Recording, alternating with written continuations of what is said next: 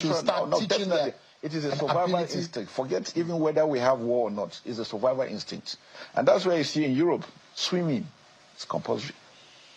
Learning and teaching about security, because you have to know what security means. Sometimes you see individuals, you see somebody coming in, you don't know who he is, no background check, nothing. Even before independence, Africa, if you come into any community, people know, find out who are you, what are you doing.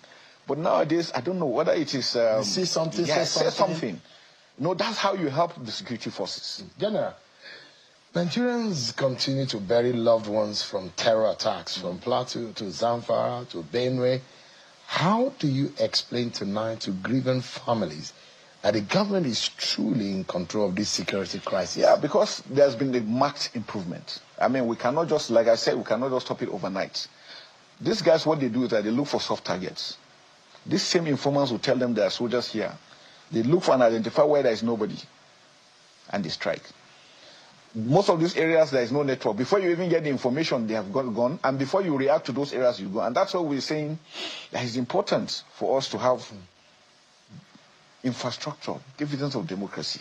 Because again, that helps to ensure that people don't get recruited quite easily. Because it's this easy way of recruiting these people into the system that makes it a lot. We are taking out weekly so many, but you'll be surprised that so many are also coming in. I was going to ask and those are the issues on ground. Yes, because President Tinubu proud of promises before he got into office, and when he got into office, he promised to make security his #1 priority.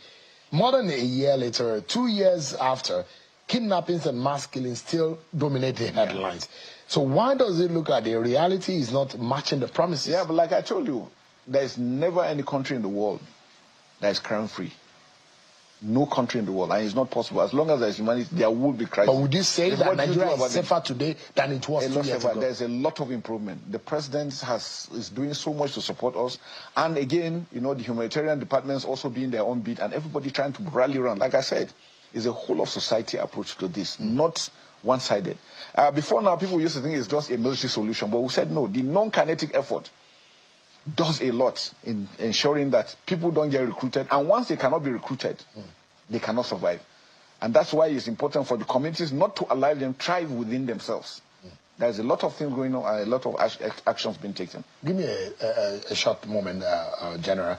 We'll take a break, and when we return, despite the gains and military successes translated into real security for Nigerians, we'll be right back to speaking with the